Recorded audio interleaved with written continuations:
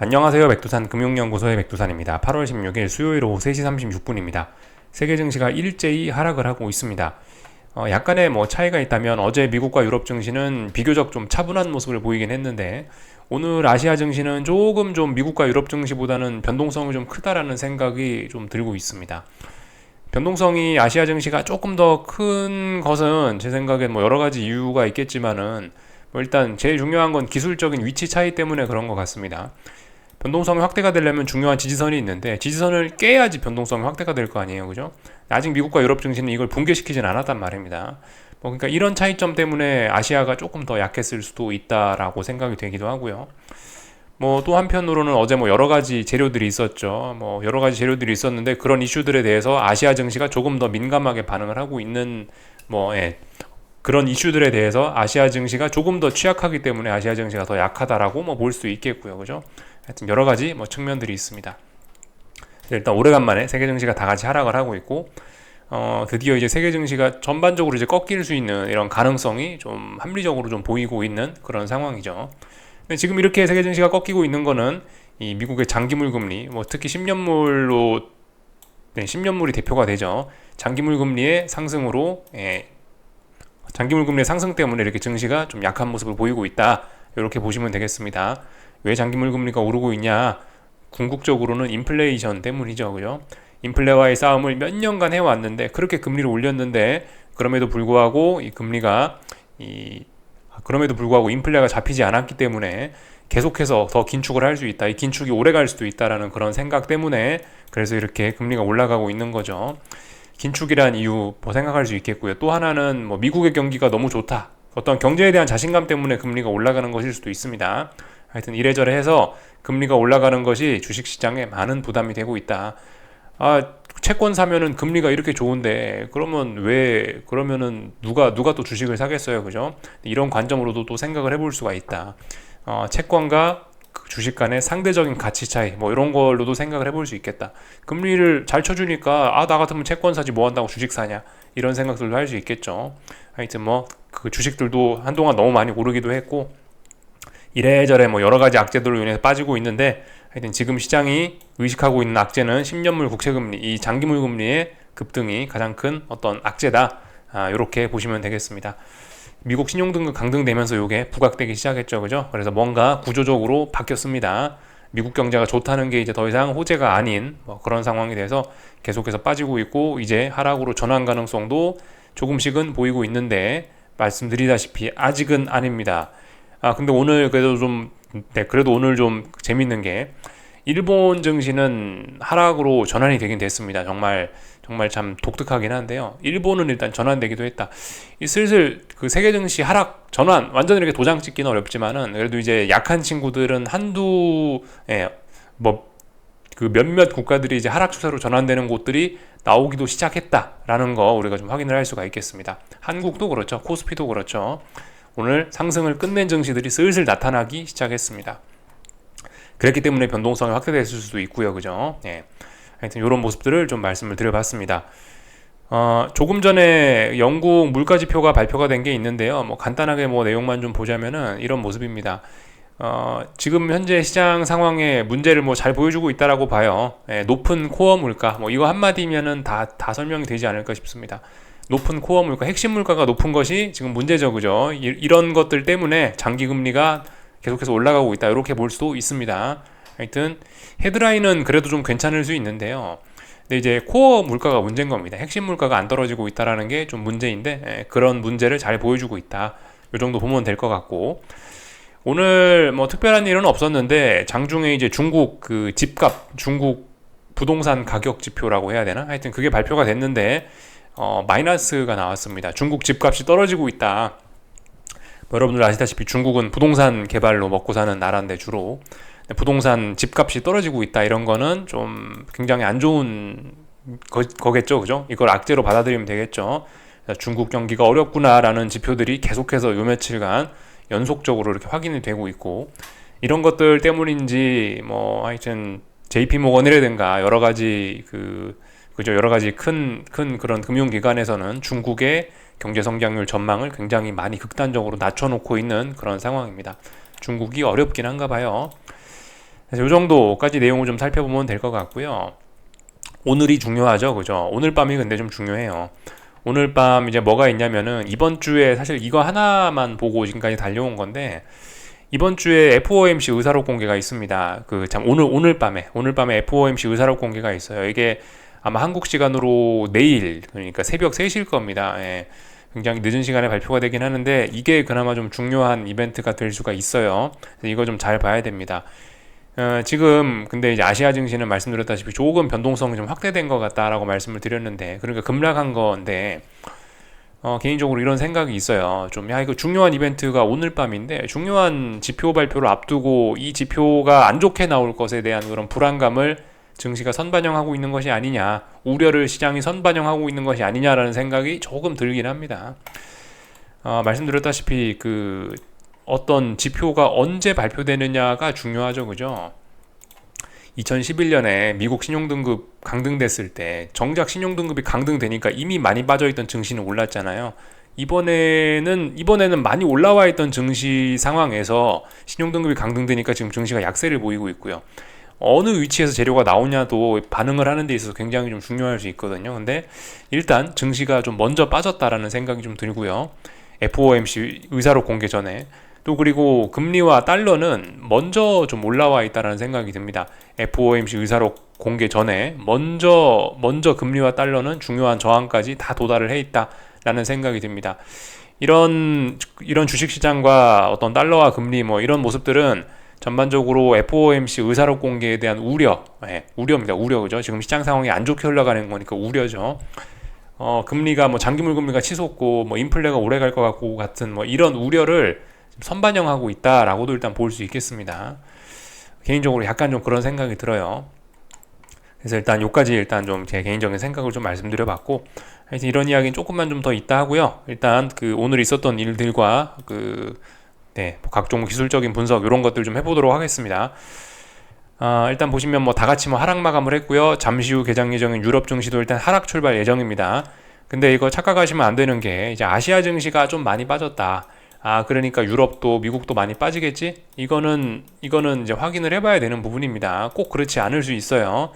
통상적으로 아시아 증시가 막 급락하고 나서 유럽 증시가 딱 그 다음에 바톤 터치하고 시작을 하는데, 정작 아시아 증시 많이 빠졌을 땐 유럽 증시가 이렇게 잘 빠지는 경우가 없었던 경우도 좀 많이 있습니다. 그래서 이 분위기가 딱 유럽 증시 개장하는 오후 4시쯤부터 해갖고 분위기가 좀 틀어지는 경우가 좀 많이 있거든요.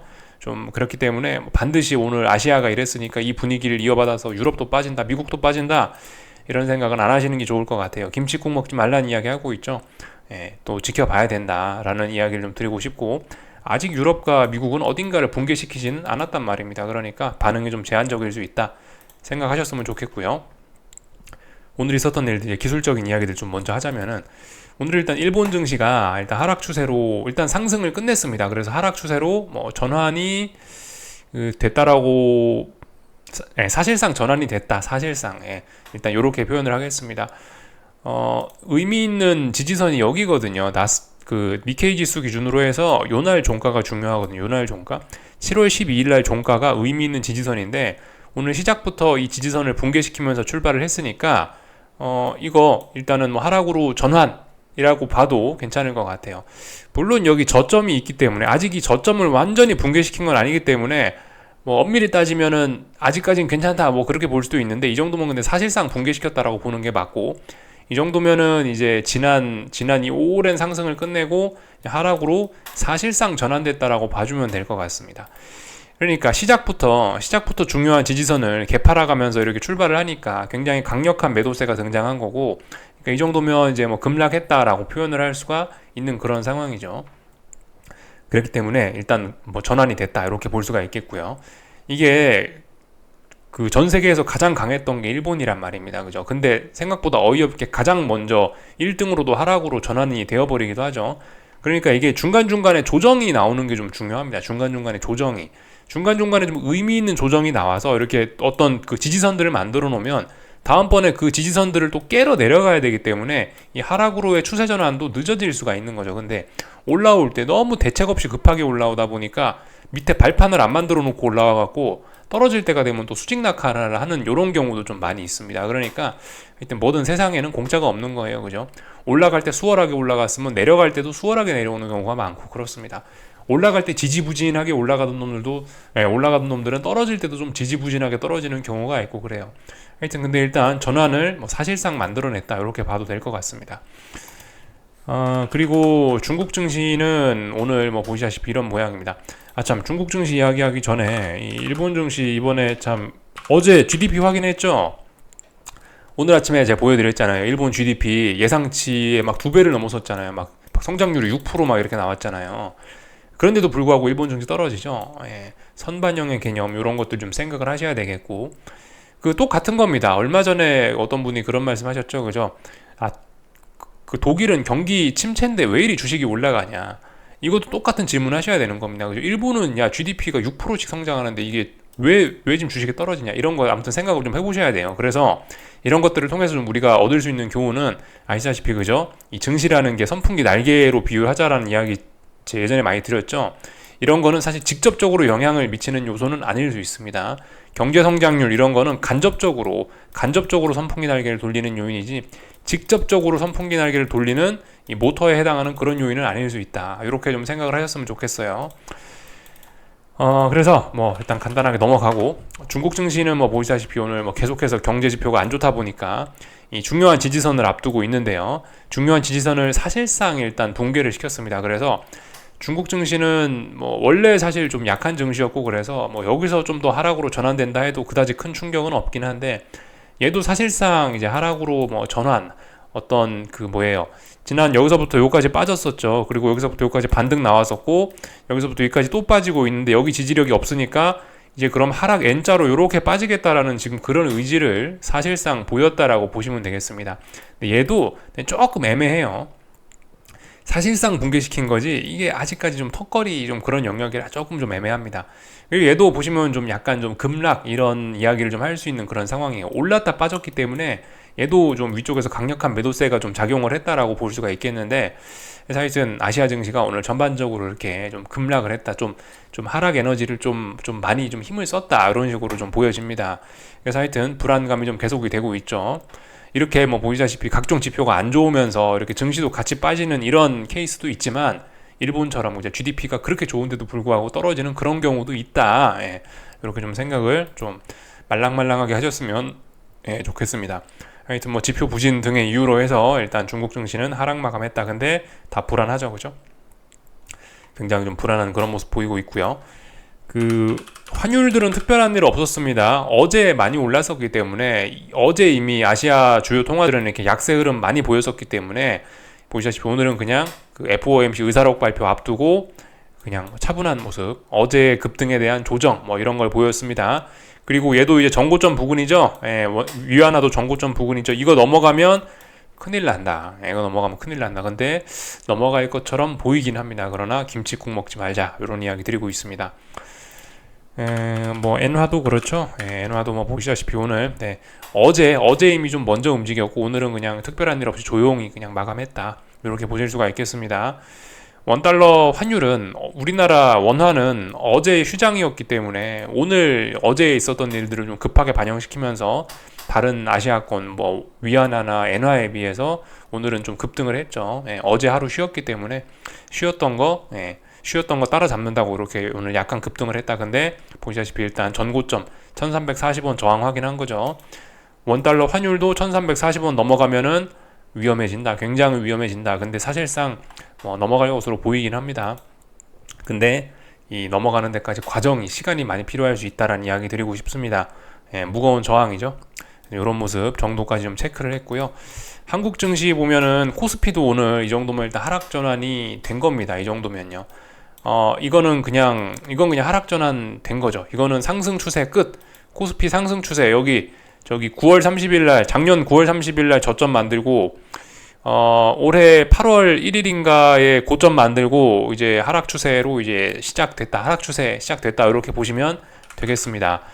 뭐 일본 증시, 뭐 중국 증시 이런 것처럼 애매한 게 아니고 이제 명확하게 일단 저점을 낮췄고 이 중요한 전저점 자리, 지지력 자리가 333이라 보시면 되는데 그 자리를 일단 332점 얼마니까 종가가 그 자리를 이제 깔끔하게 붕괴를 시켰기 때문에 이 정도면이 아니죠. 이러면 이제 명확하게 일단 하락 추세로 전환이 되긴 됐습니다. 이제 상승은 끝이에요. 이제 하락으로 전환됐으니까 반등시 매도 전략이 이제 정석적인 거고, 이런 상황을 봤으면은 더 이상 이제 눌림시 매수를 하면은 안 된다라는 신호가 일단 등장을 한 거죠. 그러나 일단은 오늘 코스피도 좀 급락을 한 겁니다. 왜냐하면 중요한 지지선을 강력한 매도세가 등장하면서 이제 깬 거니까 이 정도면 이제 급락을 한 건데, 지금 뭐 말씀드렸다시피 FOMC 의사록 공개를 앞두고 좀 먼저 빠진 감이 분명히 있습니다. 코스피도요. 그리고 중요한 지지선이잖아요. 깨긴 깼는데 사실 오늘 이제 그래요. 중국 증시도 그렇고 일본 증시도 그렇고 한국 증시도 그렇고 이 다들 어딘가에 깨긴 깼는데 이 좀 애매하게 깼습니다. 이게 이 뭔가 어떤 중요한 지지선을 깬다 그러면 시원하게 장대음봉으로 쭉 이렇게 몸통 한가운데 이런 지지선을 놓고 시원하게 장대음봉으로 밀어야죠. 그죠? 그래야 이게 신뢰도가 있고, 또 그리고 이런 지지선을 붕괴시키는 데 있어서 이 위에서 많은 어떤 여러 가지 과정들을 거치고 나서 이렇게 훅 빠져야지 이게 이제 좀 신뢰도가 높은 그런 믿을 만한 패턴이 될 수 있는데, 오늘 아시아 증시, 오늘 한중일 3국은 증시가 이런 모습은 좀 아니긴 했었죠. 조금 좀 급하게 빠지는 좀 그런 모습들이 좀 나타나가지고, 약간 단기적으로는 좀 부담스러울 수 있다라는 생각이 듭니다. 근데 뭐 그렇다라고 해서 이제는 뭐 여기서 그러면 오늘의 하락이 뭐 속임수냐, 아직 뭐 그런 건 알 수가 없는 거고요. 어쨌든 아직까지 뭐 수익은 계속 대응은 똑같습니다. 수익은 계속 누적시키시면서 그냥 갖고 가면은 되는 거죠. 하방 투자하신 분들은요, 수익 누적시키면서 계속 들고 가면 된다. 다만 이제 개인적으로는 이렇게 할 것 같습니다. 만약에 이제 내가 단기 투자를 좋아한다. 난 애초에 난 단타가 좋다. 나는 평생 단타할 거다. 이제 난 지금 이번에 하방 진입했는데 뭐 추세적이고 뭐고 모르겠고 난 단타로 들어간다 하신 분들은, 저 같으면은 이제 오늘 비중 축소 조금 했을 거고, 아마 내일까지 해서 아마 비중 축소 좀 많이 했을 것 같습니다. 왜냐면 일단 지지선 부근이고, 뭐 보시다시피 뭐 환율도 그렇고 뭐 금리도 그렇고 어느 정도 저항 부근까지 올라왔기 때문에 여기서 단기적으로는 일단 좀 더 가더라도, 금리와 달러가 오르고 주식시장이 더 빠지더라도 여기선 좀 쉬어가는 그런 게 좀 필요하다라는 생각이에요. 중요한 저항이니까 금리와 달러도 상승이 둔화됐잖아요. 중요한 지지선이니까 주식시장의 하락도 좀 둔화될 수 있다, 이렇게 일단 생각을 하고, 만약에 제가 단타를 하는 사람이라면은 이제 오늘 내일쯤부터 해가지고 이렇게 좀 하방 포지션 좀 약간 좀 뭐 조금씩 비중 축소 정도는 하지 않을까 싶습니다. 그러나 뭐 말씀드렸다시피 이게 시장은 좀 투기적인 그런 게 있기 때문에 이렇게 지금 약간 좀 이제 투기적으로 좀 폭락이 좀 쏟아지기 시작했는데, 이런 거는 뭐 내일까지도 뭐 얼마든지 연속될 수 있습니다. 뭐 내일도 급락할 수 있는 거고, 내일 반등할 수 있는 거고, 그건 뭐 알 수 없죠. 근데 아무튼 이런 식으로 좀 급락이 나타나기 시작하면 보통 다음날 오전 정도까지는 이런 기운이 이어지는 경우가 좀 종종 있긴 합니다. 그래서 저 같은 경우는 오늘 조금 청산하고 내일도 조금 청산할 것 같다, 만약 내가 단타를 하는 사람이라면요. 근데 전 단타하는 사람이 아니기 때문에, 단타할 생각 없기 때문에, 저는 추세적으로 뭘 해보겠다라는 생각 갖고 있기 때문에 일단 계속해서 들고 가는 겁니다. 그래서 일단 단기적으로는 좀 부담스러운 자리까지 왔다. 다들 FOMC 의사록 공개 전에 너무 달린 게 아니냐라는 생각을 좀 다시 한번 강조 말씀을 좀 드려봅니다. 그래서 일단 오늘의 하락 이런 것들이 좀 분명히 의미는 있는데요, 속임수인지 어쩐지 좀 검증은 해봐야 되고, 여전히 갈 길이 멀다, 그죠? 맨날 연준 사람들이 나와갖고 인플레이션 싸움, 우리는 뭐 갈 길이 아직도 멀다, 뭐 그런 이야기 하는데, 저도 똑같은 이야기 맨날 합니다. 갈 길이 먼 겁니다. 아직도 하락 추세로 전환, 뭐 물론 이제 신호가 등장했고 그 전환이 되긴 됐는데, 그럼에도 불구하고 뭐 겨울이 됐다라고 생각하면 되겠습니다. 입동 지났죠 이제. 그러니까 오늘이 입동이었다 생각하시면 돼요. 코스피나 뭐 중국 증시나 일본 증시나. 근데 입동이 지났다라고 해서 바로 뭐 영하 10도고 바로 내일 대폭설이 내리고 그건 아니죠, 그죠? 입동이 지나고 나서도 한동안은 또 약간 또 훈훈합니다. 그 뒤로 또 한참 시간이 지나야 또 대설, 소설, 뭐 대한, 소환, 그 다음에 이제 슬슬 추워지는 거죠, 그죠? 지금 어쨌든 아직까지 전환의 초창기란 말이에요. 그렇기 때문에 여전히 어떤 뜨뜻한 기운은 남아있을 수 있다라는 거를 우리가 좀 생각해 봐야 되겠습니다. 계절의 변화에 맞춰서 생각하시면 언제나 좀 옳습니다. 그렇게 생각하는 게 좀 좋은 것 같아요. 코스피 대충 봤고요. 그래서 뭐 오늘 뭐 보시다시피 이렇게 그 풋옵션들이 잘 살아나고 있고요. 풋옵션들이 중요한 저항 이런 자리들 잘 돌파한 척하면서 급등하고 있습니다. 연속적인 급등 충분히 가능합니다. 그죠? 지금 약간 증시가 단기적으로 좀 많이 빠지는 것 같다 싶어도 여기서 더 연속적으로 더 빠질 수 있는 거예요. 이게 언더슈팅 이런 슈팅은 어떻게 될지 우리가 알 수가 없는 겁니다. 그렇기 때문에 일단 좀 부담스럽긴 하다 전반적으로 이런 이야기 좀 이 정도 이야기 드리면 되고, 참고로 이제 오래간만에 심심해서 콜옵션들의 모습을 좀 봤는데 콜옵션들이 지금 조금 좀 심각합니다. 뭐가 심각하냐면은 이 보시다시피 풋옵션은 어때요? 풋옵션은 쭉 오랫동안 이렇게 하락을 하다가 여기서 오랫동안 하방 경직성 보이고 미들 구석이 있단 말입니다. 그리고 나서 이제 저항을 돌파하면서 올라오는 그런 과정인데요. 콜옵션들은 보시면 뭐 물론 이게 이제 뭐 점점점으로 표시가 되어 있으니까 정확하게는 안 보이지만 대충 보시면 어떤 이런 박스권입니다. 박스권 혹은 아니면 이제 콜옵션도 내가로 갈수록 요렇게 약간 뭐 상승 채널형 뭐 이런 식으로 올라가는 그런 그림들을 갖고 있는데, 이게 결과적으로 뭐냐면 오랜 시간 횡보를 했다는 겁니다. 풋옵션은 오랜 시간 동안 명확히 죽었죠. 근데 얘는 어때요? 결과적으로 큰 박스권 안에서 움직였는데, 박스권이라는 게 결과적으로 어떤 에너지의 축적, 어떤 뭐 힘의 누적 이런 거를 의미하는 거죠. 그죠? 근데 이제 이런 자리들이 만약에 붕괴가 된다라고 한다면 한없이 죽을 수 있다. 뭐 이런 생각도 좀 해봐야 됩니다. 그래서 뭐 이런 모습들, 이런 거는 근데 참고적으로 보시면 됩니다. 어쨌든 중요한 거는, 우리가 투자하면서 가장 중요한 거는 우리가 옵션 투자 직접 하고 있는 거 아니죠. 그죠? 우리는 지수를 보고 지수에 투자를 하고 있기 때문에 가장 중요한 건 지수 자체의 어떤 지지와 저항을 확인하시는 게 좋습니다. 이런 거는 참고적인 거. 옵션의 꼬라지가 이 모양이에요. 그러니까 뭐 약하겠다 이런 거는 좀 참고적으로 그냥 가볍게 보시면 좋을 것 같습니다. 근데 우연찮게 오늘 보다 보니까 그런 모습들이더라고요. 중요한 지지선을 붕괴시키고 오랫동안 이렇게 몇 달 동안 힘을 모았던 게 이게 아래쪽으로 처지기 시작하면은 콜옵션들은 굉장히 큰 참사가 날 수도 있다. 이 정도 생각 정도는 하면 좋을 것 같습니다. 코스닥은 오늘 지지선 붕괴된 거 확인했죠? 예. 코스닥도 오늘 급락을 한 거예요. 중요한 어떤 FOMC 의사록 공개 전에 급락을 한 겁니다. 그래서 제가 말씀드렸던 아침에 중요한 지지선이라고 말씀드렸던 자리가 여기인데요. 한 1390 정도 됩니다. 여기 1390, 여기 직전 고점이죠. 여기 이 자리에 거의 터치했네요. 그죠? 그래서 빠질 수 있는 데까지 일단 빠졌습니다.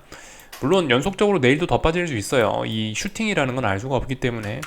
하여튼 근데 일단 다시 또 중요한 지지선 부분까지 또 다시 내려왔습니다. 그래서 얘는 일단 단기 하락 정도로 보면 되겠습니다. 그죠? 고점과 고점이 낮아지고 있고 저점과 저점이 낮아지고 있으니까 단기 하락 추세다. 그죠? 예. 그러나 아직도 코스닥은 상승 중 눌림에 불과하긴 합니다. 근데 상승 중 눌림으로만 보기에는 조금 좀 그렇죠. 부담스럽습니다. 단기 하락 전환 확인.